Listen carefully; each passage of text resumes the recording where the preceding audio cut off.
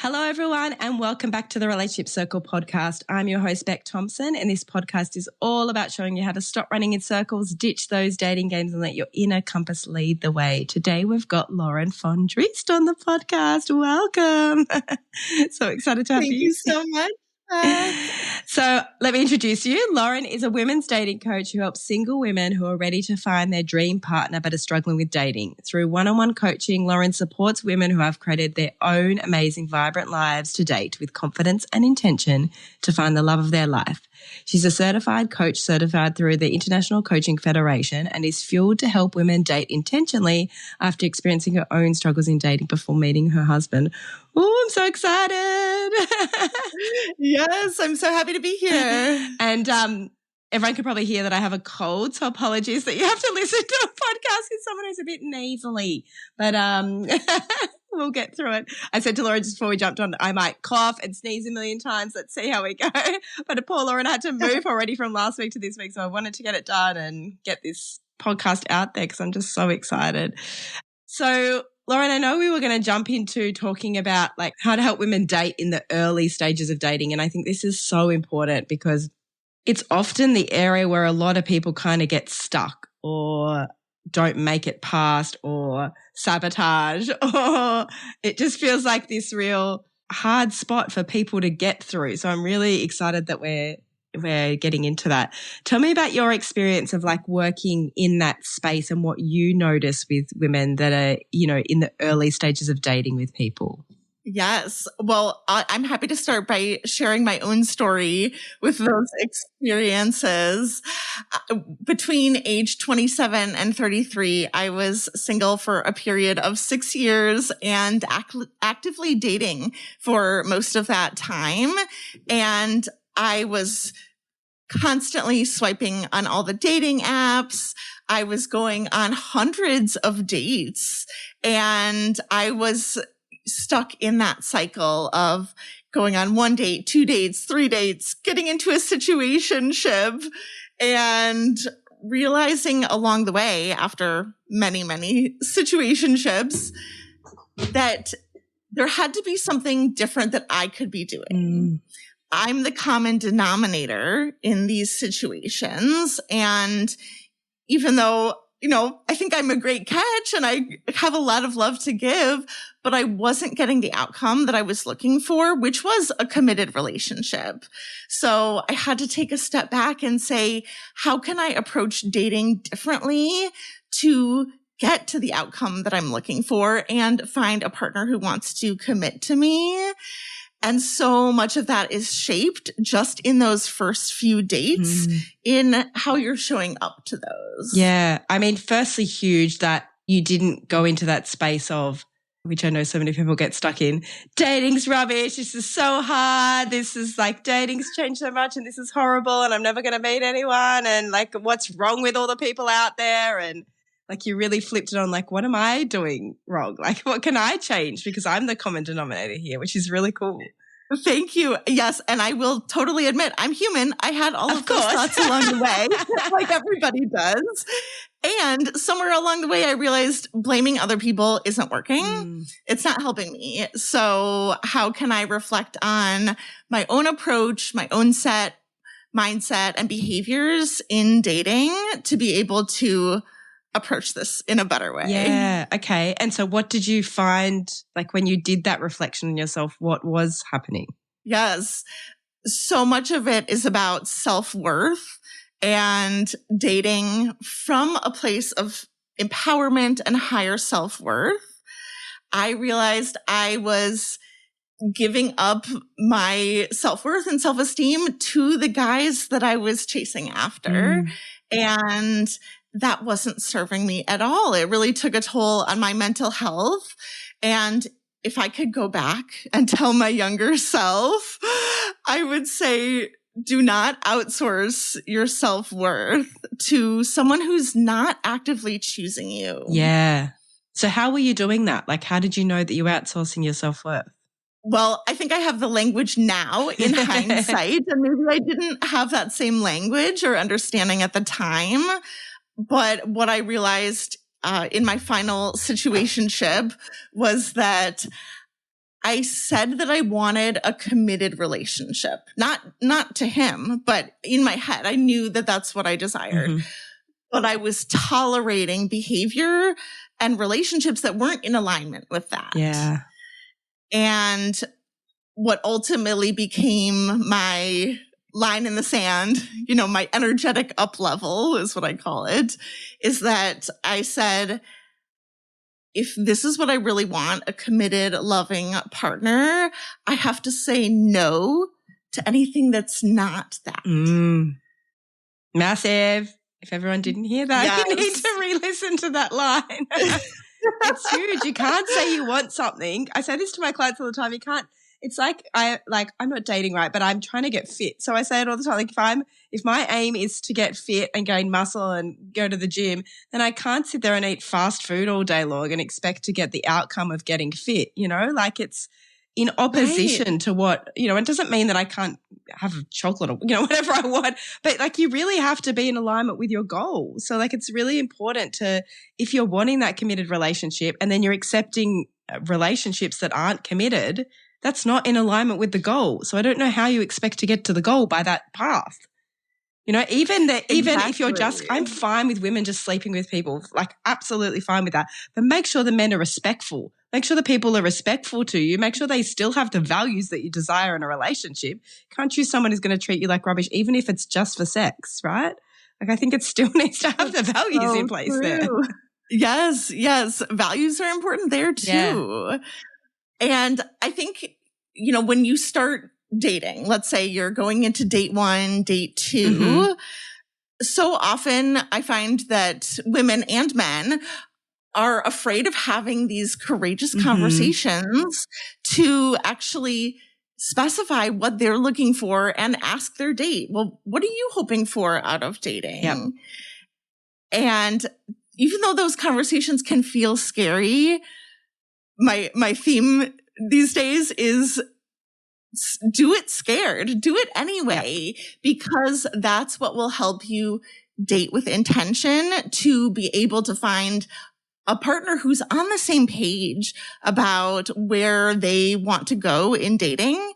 And now in date 1 or 2, you might not know if that's your person that you want to proceed with, but at least you know that you're headed in the same direction as them. Yeah, 100%. The funny thing is that they're scary conversations and we avoid them. Yet if you don't have them and then you end up being in some situationship or relationship with this person and you're not on the same page, you've wasted a bunch of your time and their time because no one was honest about what they really wanted. Like that just seems wild to me that you're willing to waste. You get one life here and limited amount of time here that you want to waste being with people that are not in alignment with you because you're scared of saying the wrong thing to lose them, but you don't want to be with them anyway. Like if you just asked the right questions at the beginning and said what you needed in the beginning, it's not ever going to scare off the right person, right? If they're in the same place, they're not going anywhere. That's not a scary conversation for them. That is so true. And this is such an important dating lesson that takes people months and years to learn. So let's normalize that, right? A lot of people are experiencing that because we haven't been taught. And so now, Beck, right, you and I are helping educate to say that, of course, this is normal, but here's how you can approach this differently to get into a healthy relationship from beginning. Yeah. I'm really inspired to help people get in healthier relationships from the start. And a big part of that is not making assumptions. I think that's part of what keeps us in situationships is that we assume because they're spending time with us, we're doing all the things that people who are dating do together. We often make assumptions that means there's some level of commitment or intent to get to commitment. And unless we've had a straight conversation with our date, it's quite possible that they're on a different page. 100%. And also, I just thought of to make sure, because they can say all the right things, but then their actions don't match. So like just either way, making sure these actions and words are in alignment with each other about what they're saying they want and what they're doing, right? Yes, exactly. And I'm curious, when you think about watching their behavior over time and how that aligns with what they're saying, how long of a trend should we be watching for? Yeah. Yeah, good point. Yeah, it's very interesting. Yeah. I think that starts from the very beginning, right? If they say they're going to do something, are they reliable? Do they follow through? And if they're not, we have a tendency to ask why. We want to know, why didn't he text me back? Why hasn't he asked me on another date? There could be a million reasons that we'll never know. So it's much more important to put the focus back on you and say, okay, this is what happened. How did that make me feel? I was thinking about that before. Like, how did you feel when you were in all these situationships, if you don't mind sharing? Like, yeah. Yeah. It was a constant roller coaster of emotions. Of course, with my anxious attachment moving in, so constant anxiety spiral. And I would have one or two great dates with someone, and then I would build up a total fantasy in my head about where this could go. And I lived for those fantasies. And I had full-blown stories about where these relationships could go, but I never stopped to ask or express that was my desire, was to be in a committed monogamous relationship. Yeah. And then usually 3 or 4 weeks in to these, something would happen that would trigger me, and we'd get in some kind of argument or disagreement, and then it would surface that we were looking for very different things, and it would blow up. So it really, really did take a toll on my mental health. And I don't wish that on anyone, which is why I want to help people learn these tools so they can date in a healthier way. So when they start having, like, I would love you to give, if you're okay with this, some language around, like, how do people ask or express what they need? Like, what should they say on these dates to people? For sure. That's a great question. I think it starts even before that in getting clear yourself on what are you looking for, and be able to clearly answer that for yourself first. Maybe even practice with a friend, practice with a coach or your therapist, right? And then I recommend doing this even in dates 1 or 2. I know some people like to use a first date more as just a chance to get to know each other and banter a little bit and see if you click. But I would say by date 2. But this is getting to know each other, right? Like, it's so funny that this is deemed as, I think if we can remove that this is even a scary thing or like a hard thing, because this is getting to know the person. It's getting to know what they're looking for. It's not saying, I know you're going to give language, so I'm not trying to jump on your brain, but it's not saying, do you want to marry me? Would you be in a committed relationship with me? They don't know you, right? Like, it's about asking what they're looking for. Like, and that should not be a big deal. Anyway, please go. Yes. Let's normalize that, because that needs to become a common practice in dating. And to your point, it's part of getting to know someone. Is getting to know if you're aligned, if you are looking for the same thing. And it literally could be as easy as saying, what are you looking for out of dating? Or are you hoping to, what kind of relationship are you hoping to find? Perfect. What are your goals with dating? There you go. See, don't overcomplicate it, people. Keep it simple. Yeah. The simpler, the better, truly. Yeah. And it's funny that, like, those things can even be asked before the date, because then if you're having a conversation with them even before the date, then you know what they're looking for. You don't have to waste your time going on the date if that's not what they're looking for. Like, it's almost like that is the gate that they need to get through before you get to know if you even like them, because it's just, because then I always say to clients, the further and further you get in, right, the more invested in, the more skin you've got in the game, the harder it is for you to pull yourself out, particularly if you're anxiously attached, because you get in there, want to make a story, you want to make it work. You've had hard times. If they meet so many of your boxes, except for this one that they want a committed relationship, it is so easy to stay in it because they're everything that you're looking for, except for that one major huge thing. So it's once you've got all that skin in the game and you're invested, it's hard to pull back from that. So find out the information before you get to that stage of being super invested. Yeah.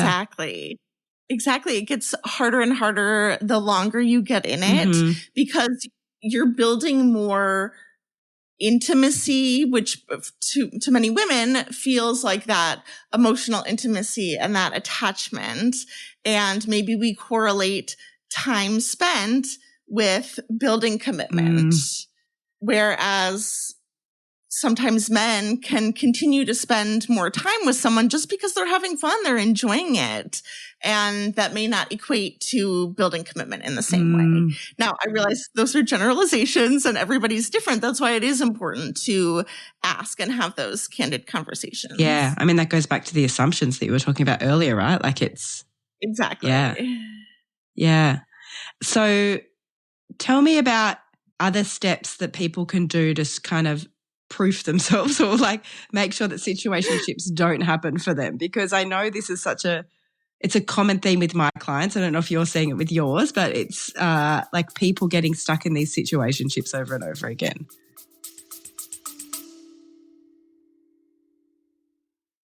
I just want to quickly pause the episode here to tell you about my upcoming free Love Unlocked Masterclass. Maybe the reason you haven't found love is because you feel you aren't worthy of love you deserve. And I'm here to tell you that you are, and I want to give you the steps on how you can start loving yourself first to attract that worthy love into your life. In the masterclass, I cover 3 steps straight away, which are uncovering past patterns, understanding emotional needs, and learning how to communicate and set boundaries to amplify your self-worth. Details can be found in the show notes, and I cannot wait to see you there. It starts as a follow-up to asking the question of what do they want out of dating. Then you have to be prepared to share what do you want out of dating, so they have that same understanding from you. And if your desire is to find a committed relationship, then stay in integrity with that. Use that as your guidepost to make decisions on whether or not you proceed with someone. And this decision might happen over and over again if you're sending another communication or you're setting up another date. Even with the same person, you might have to make this discernment and decision multiple times. And if at any point you see that they're not aligned with what you're looking for in terms of the type of relationship, the type of lifestyle, then of course it's worth a conversation. But in most cases, if you realize that there's not an alignment there, then it's probably time to say thank you next. Yeah. And create space for someone who is aligned with exactly what you're looking for. Yeah. What if like, do you have any suggestions for if women are finding themselves in these situationships where men are saying, I mean, maybe they wouldn't term it that because the men are saying, this is what I'm looking for. I want a committed relationship. Like they're saying all the right things. I don't know that the actions are aligning, but in their mind, maybe they're creating a story again around this is what he's saying he wants it, and that's what it kind of feels like to them, and because they might not be used to like knowing what a healthy relationship looks like or what a healthy dating should be like. So yeah, I just wonder, I often get that question from women around like, but he said he wanted a relationship with me. He said he wanted a long-term partner. That's what he was looking for, and then it didn't eventuate. And so then it drags on even longer. Does that make sense? Like months they're in it. And then they realize, oh, right, that he didn't mean that. Okay. So I think we could approach this in 2 different ways.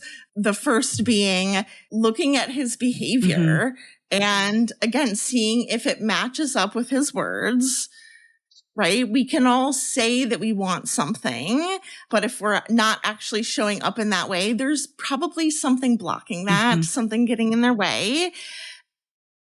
for us, right? Like putting yourself in the position of you can only change yourself.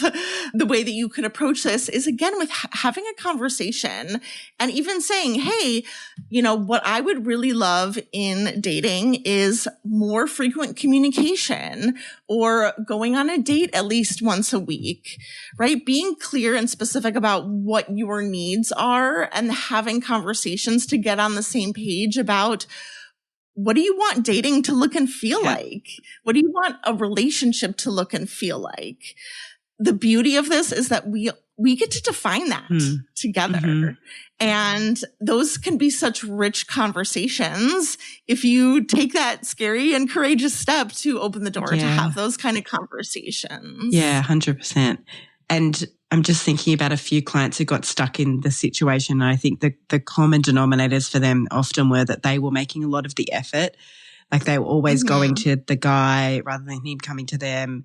It was always on his terms in terms of when they wanted to see them.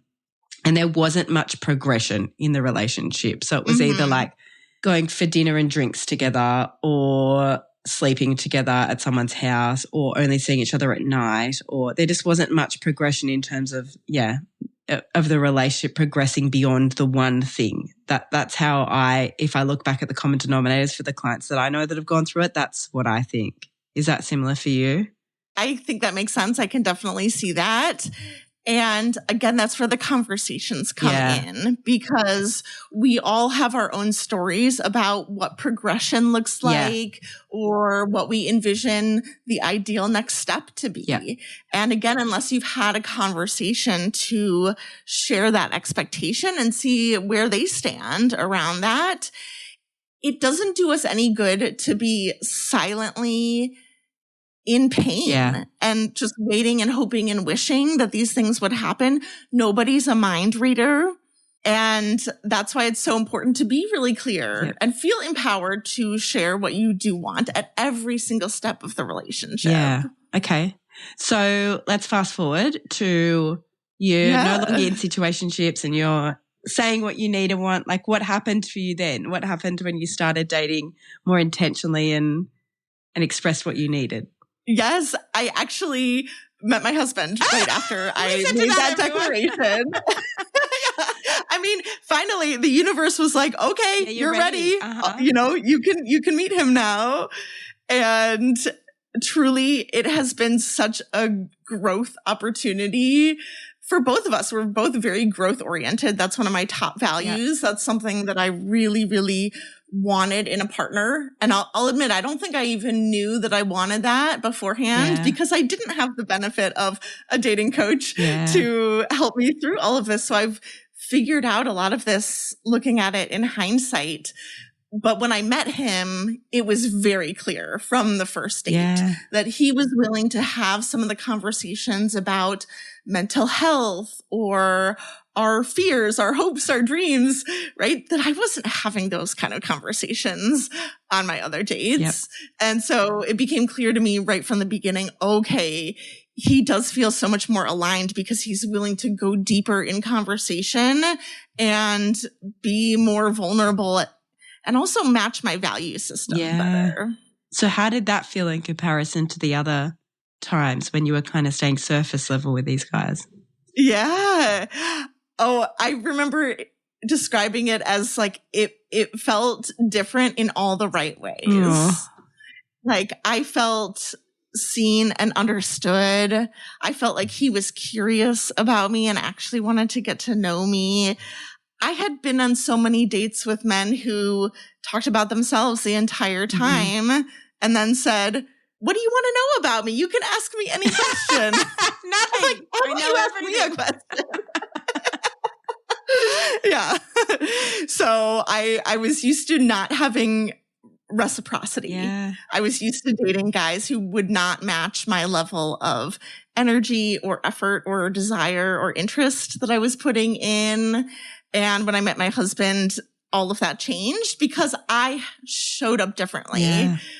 I knew that I was now ready for that because I wasn't willing to tolerate anything less. Yeah.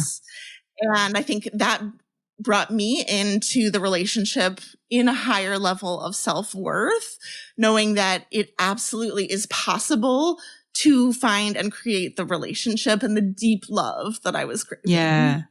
I just want to emphasize how quickly it can happen, right? Because when you're so clear, like you were so clear that I'm not doing this anymore. Like I'm not having these relationships that do not fulfill me anymore, that do not, that actually probably detract from my self-worth overall. I'm not having them anymore. That's it, And then you didn't, Exactly. and then bam, here it is. So yes, cool. yes.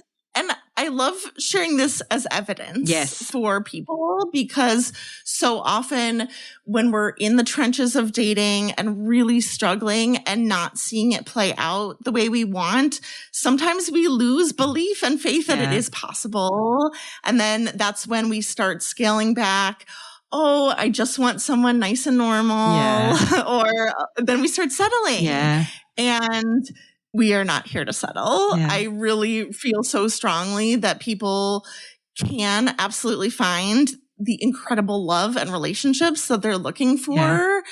And I shared about my own story as evidence that it is possible to find that. Yeah, it's such beautiful evidence because it's true.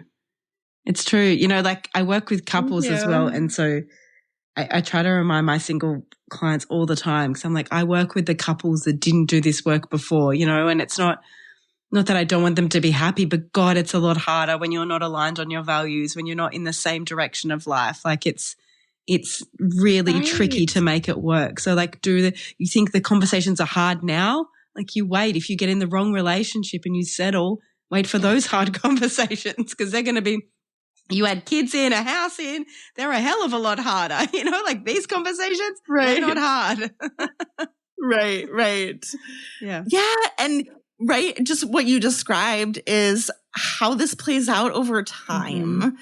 And that's why this early dating stage is so critical to set yourself up for success from the very beginning. Because if you're not in a relationship that is really aligned or really a good fit, it will play out over time. Yeah. Are there any other tips you think people need for the early stages of dating for them to be successful? I'm sure there's millions, but any at the top of your head? Yes. I think the biggest one I would recommend is self-trust. Okay. And really learning how to tune into your body's wisdom, right? We tend to think so logically with our brains, but really that's only one data point that our body can give us, right? Think about what your gut is telling you, what your intuition is telling you about how something feels, whether that's a text you got from them or something happened on a date or feeling like they're pulling back, right? We can feel those things.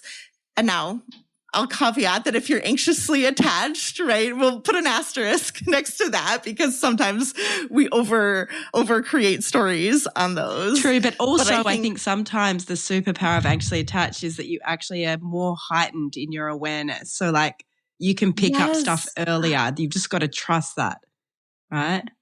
Ooh, I think I got chills. That is truly a lesson I wish that I had.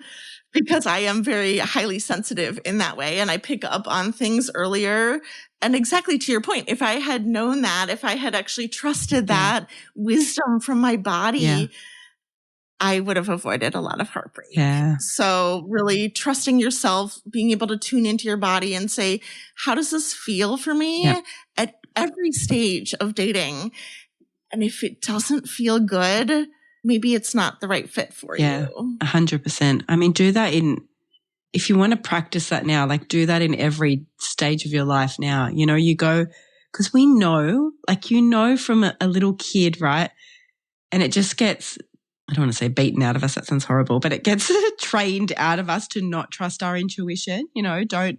And when you walk in a room and if things are tense, you can feel the energy. If you meet up with I applied this rule in my life a million years ago that if I met up with someone and as a friend and I didn't feel good afterwards and it had nothing to do, nothing to do if they were sad or happy or nothing to do with their emotions. But if I didn't feel good in my body afterwards, I just wouldn't see them again. We were no longer friends. And that might sound really harsh, but I was like, we're just not aligned, and that's okay. You know, like I know when I meet up with a friend, and like now I've got a 5-year-old, so my friends are limited, which, you know, is a great thing probably. But if I don't have that alignment there or that feeling good in my body afterwards, then it just feels like we shouldn't be friends. And I'm okay with that. And so I feel like that if you can practice that in everyday situations, and, you know, you go to work, how did that feel in my body? Like when you eat something, how did that feel in my body? When you like do anything, how did that feel in my body? To train yourself to know, oh, that's the right decision I need to make for me, right? Yeah. Yes. It feels so liberating to even give people permission to do that in every part of their life and really be able to tune inward and say, how did that feel for me? And proceed accordingly. And the things that don't feel good for you, whether that be a friendship or someone that you're dating, if your energy feels drained afterwards, instead of like you gained energy from being with them, that's a really good indication that you maybe need to take a closer look and see, is this someone that you want to proceed with?